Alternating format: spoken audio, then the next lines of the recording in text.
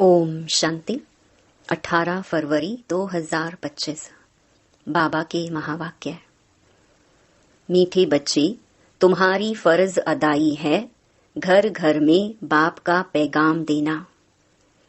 कोई भी हालत में युक्ति रचकर बाप का परिचय हरेक को अवश्य दो।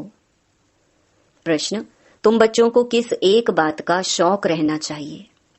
उत्तर, जो नई नई पॉइंट्स निकलती हैं उनको अपने पास नोट करने का शौक रहना चाहिए, क्योंकि इतनी सब पॉइंट्स याद रहना मुश्किल है।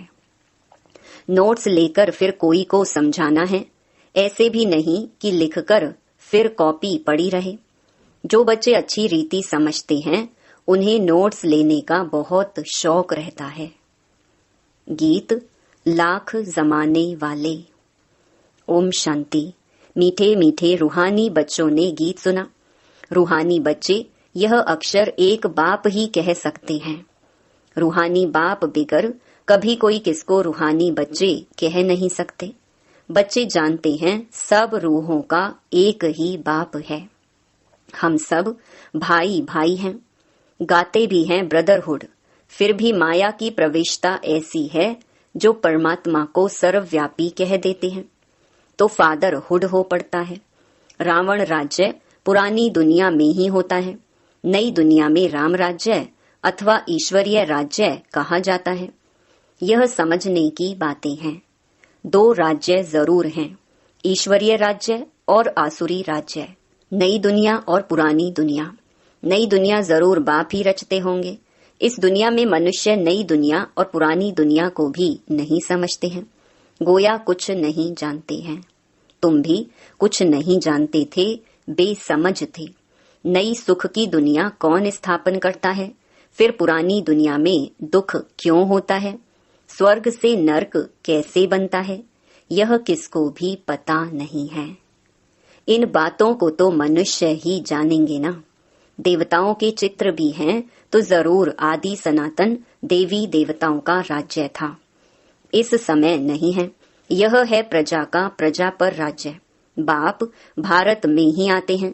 मनुष्यों को यह पता नहीं है कि शिव बाबा भारत में आकर क्या करते हैं। अपने धर्म को ही भूल गए हैं। तुमको अब परिचय देना है त्रिमूर्ति और शिव बाप का। ब्रह्मा देवता, विष्णु देवता, शंकर देवता कहा जाता है। फिर कहते हैं शिव परमात्माय नमः। तो तुम बच्चों को त्रिमूर्ति शिव का ही परिचय देना है। ऐसी ऐसी सर्विस करनी है। कोई भी हालत में बाप का परिचय सबको मिले तो बाप से वर्षा ले लेवे। तुम जानते हो हम अभी वर्षा ले रहे हैं और भी बहुतों को वर्षा लेना है। हमारे ऊपर फर्ज अदाई है घर घर में बाप का पैगाम देने की। वास्तव में मैसेंजर एक बाप ही है। बाप अपना परिचय तुमको देते हैं, तुमको फिर औरों को बाप का परिचय देना है, बाप की नॉलेज देनी है। मुख्य है त्रिमूर्ति शिव। इनका ही कोट ऑफ आर्म्स भी बनाया है। गवर्नमेंट इनका यथार्थ अर्थ नहीं समझती है। उसमें चक्कर भी दिया है, चरखे मिसल, और उसमें फिर लिखा है सत्यमेव जयते। इनका अर्थ तो निकलता नहीं। यह तो संस्कृत अक्षर है। अब बाप तो है ही ट्रुथ। वह जो समझाते हैं उससे तुम्हारी विजय होती है सारे विश्व पर। बाप कहते हैं मैं सच कहता हूँ, तुम इस पढ़ाई से सच सच नारायण बन सकते हो। वो लोग क्या क्या अर्थ निकालते हैं वह भी उनसे पूछना चाहिए। बाबा तो अनेक प्रकार से समझाते हैं। जहाँ जहाँ मेला लगता है वहाँ नदियों पर भी जाकर समझाओ। पतित पावन गंगा तो हो नहीं सकती। नदियाँ सागर से निकली हैं, वह है पानी का सागर। उनसे पानी की नदियां निकलती हैं। ज्ञान सागर से ज्ञान की नदियां निकलेंगी। तुम माताओं में अब ज्ञान है। गौ मुख पर जाते हैं, उनके मुख से पानी निकलता है। समझते हैं यह गंगा का जल है। इतने पढ़े लिखे मनुष्य समझते नहीं कि यहाँ गंगा जल कहाँ से निकलेगा।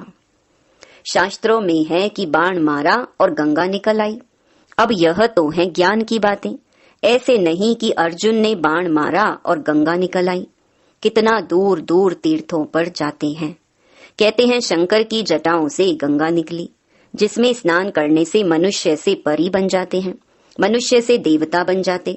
यह भी परी मिसल है ना। अब तुम बच्चों को बाप का ही परिचय देना है, इसीलिए बाबा ने यह चित्र बनवाए हैं। त्रिमूर्ति शिव के चित्र में सारी नॉलेज है। सिर्फ उन्हों के त्रिमूर्ति के चित्र में नॉलेज देने वाले शिव का चित्र नहीं है, नॉलेज लेने वाले का चित्र है। अभी तुम त्रिमूर्ति शिव के चित्र पर समझाते हो, ऊपर है नॉलेज देने वाला। ब्रह्मा को उनसे नॉलेज मिलती है जो फिर फैलाते हैं। इसको कहा जाता है ईश्वर के धर्म के स्थापना की मशीनरी। यह देवी देवता धर्म बहुत सुख देने वाला है। तुम बच्चों को अपने सत्य धर्म की पहचान मिली है। तुम जानते हो हमको भगवान पढ़ाते हैं, तुम कितना खुश होते हो। बाप कहते हैं तुम बच्चों की खुशी का पारावार नहीं होना चाहिए, क्योंकि तुम्हें पढ़ाने वाला स्वयं भगवान है। भगवान तो निराकार शिव है, ना कि श्री कृष्ण। बाप बैठ समझाते हैं सर्व का सदगति दाता एक है।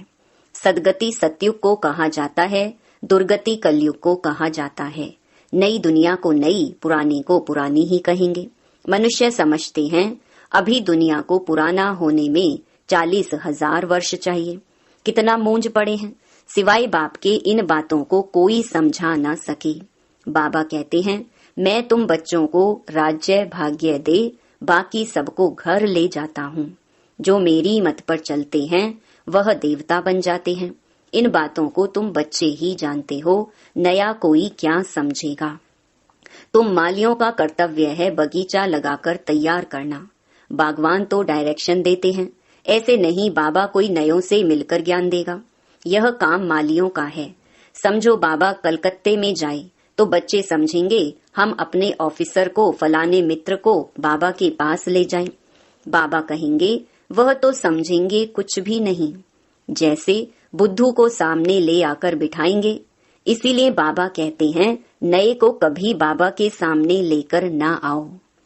यह तो तुम मालियों का काम है, ना कि बागवान का। माली का काम है बगीचे को लगाना। बाप तो डायरेक्शन देते हैं ऐसे ऐसे करो। इसीलिए बाबा कभी नए से मिलता नहीं है। परंतु कहाँ मेहमान होकर घर में आते हैं तो कहते हैं दर्शन करें। आप हमको क्यों नहीं मिलने देते हो? शंकराचार्य आदि पास कितने जाते हैं। आजकल शंकराचार्य का बड़ा मर्तबा है, पढ़े लिखे हैं, फिर भी जन्म तो विकार से ही लेते हैं ना। ट्रस्टी लोग गद्दी पर कोई को भी बिठा देते हैं। सबकी मत अपनी अपनी है। बाप खुद आकर बच्चों को अपना परिचय देते हैं कि मैं कल्प कल्प इस पुराने तन में आता हूँ। यह भी अपने जन्मों को नहीं जानते हैं। शास्त्रों में तो कल्प की आयु ही लाखों वर्ष लगा दी है। मनुष्य तो इतने जन्म ले नहीं सकते हैं। फिर जानवर आदि की भी योनियां मिलाकर 84 लाख बना दी हैं। मनुष्य तो जो सुनते हैं सब सत सत करते रहते हैं। शास्त्रों में तो सब हैं भक्ति मार्ग की बातें। कलकत्ते में देवियों की बहुत शोभावान सुंदर मूर्तियां बनाते हैं, सजाते हैं, फिर उनको डुबो देते हैं। यह भी गुड़ियों की पूजा करने वाले बेबीज ही ठहरे, बिल्कुल इनोसेंट। तुम जानते हो यह है नर्क। स्वर्ग में तो अथाह सुख थे। अभी भी कोई मरता है तो कहते हैं फलाना स्वर्ग पधारा, तो जरूर कोई समय स्वर्ग था, अब नहीं है। नर्क के बाद फिर जरूर स्वर्ग आएगा। इन बातों को भी तुम जानते हो, मनुष्य तो रिंचक भी नहीं जानते।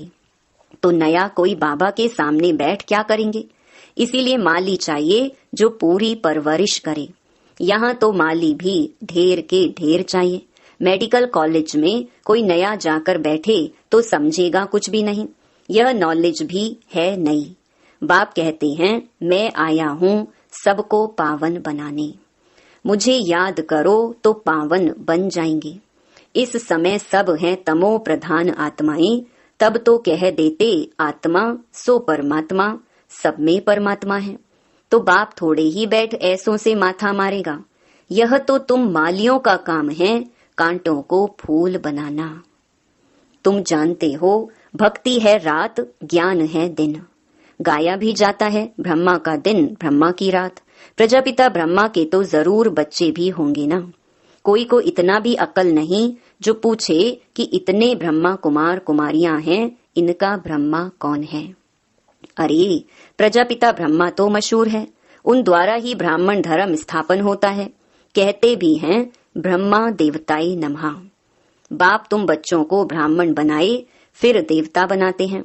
जो नई नई पॉइंट्स निकलती हैं उनको अपने पास नोट करने का शौक बच्चों में रहना चाहिए। जो बच्चे अच्छी रीति समझते हैं उन्हें नोट्स लेने का बहुत शौक रहता है। नोट्स लेना अच्छा है क्योंकि इतनी सब पॉइंट्स याद रहना मुश्किल है। नोट्स लेकर फिर कोई को समझाना है, ऐसे नहीं कि लिखकर फिर कॉपी पड़ी रहे। नई नई पॉइंट्स मिलती रहती हैं तो पुरानी पॉइंट्स की कॉपियां पड़ी रहती हैं। स्कूल में भी पढ़ते जाएंगे, पहले दर्जे वाली किताब पड़ी रहती है। जब तुम समझाते हो तो पिछाड़ी में यह समझाओ कि मन मना भव। बाप को और सृष्टि चक्र को याद करो। मुख्य बात है माँ मेकम याद करो। इसको ही योग अग्नि कहा जाता है। भगवान है ज्ञान का सागर, मनुष्य है शास्त्रों का सागर। बाप कोई शास्त्र नहीं सुनाते हैं, वह भी शास्त्र सुनाए तो बाकी भगवान और मनुष्य में फर्क क्या रहा। बाप कहते हैं इन भक्ति मार्ग के शास्त्रों का सार मैं तुमको समझाता हूँ। वह मुरली बजाने वाले सर्प को पकड़ते हैं तो उसके दांत निकाल देते हैं। बाप भी विष पिलाना तुमसे छुड़ा देते हैं, इसी विष से ही मनुष्य पतित बने हैं। बाप कहते हैं इनको छोड़ो, फिर भी छोड़ते नहीं हैं। बाप गोरा बनाते हैं फिर भी गिरकर काला मुंह कर देते हैं। बाप आए हैं तुम बच्चों को ज्ञान चिता पर बिठाने। ज्ञान चिता पर बैठने से तुम विश्व के मालिक जगत जीत बन जाते हो। अच्छा, मीठे मीठे सिकिलधे बच्चों प्रति माता पिता बाप दादा का याद प्यार और गुड मॉर्निंग। रूहानी बाप की रूहानी बच्चों को नमस्ते। धारणा के लिए मुख्य सार। पहला, सदा खुशी रहे कि हम सत्य धर्म की स्थापना के निमित्त हैं। स्वयं भगवान हमें पढ़ाते हैं हमारा देवी देवता धर्म बहुत सुख देने वाला है। दूसरा, माली बन कांटों को फूल बनाने की सेवा करनी है। पूरी परवरिश कर फिर बाप के सामने लाना है, मेहनत करनी है। वरदान, पुरानी देह और दुनिया को भूलने वाले बाप दादा के दिल तख्त नशीन भव। संगम युगी श्रेष्ठ आत्माओं का स्थान है ही बाप दादा का दिल तख्त। ऐसा तख्त सारे कल्प में नहीं मिल सकता। विश्व के राज्य का व स्टेट के राज्य का तख्त तो मिलता रहेगा, लेकिन यह तख्त नहीं मिलेगा। यह इतना विशाल तख्त है जो चलो फिरो खाओ सो, लेकिन सदा तख्त नशीन रह सकते हो। जो बच्चे सदा बाप दादा के दिल तख्त नशीन रहते हैं वे इस पुरानी देह व देह की दुनिया से विस्मृत रहते हैं, इसे देखते हुए भी नहीं देखते। स्लोगन, हद के नाम मान शान के पीछे दौड़ लगाना, अर्थात परछाई के पीछे पड़ना। अव्यक्त इशारे, जैसे कोई भी नई इन्वेंशन अंडरग्राउंड जाने से कर सकते हैं, वैसे आप भी जितना अंडरग्राउंड अर्थात अंतर्मुखी रहेंगे उतना नई नई इन्वेंशन व योजनाएं निकाल सकेंगे। अंडरग्राउंड रहने से एक तो वायुमंडल से बचाव हो जाएगा, दूसरा एकांत प्राप्त होने के कारण मनन शक्ति भी बढ़ेगी, तीसरा कोई भी माया के विघ्नों से सेफ्टी का साधन बन जाता है। अच्छा, ओम शांति।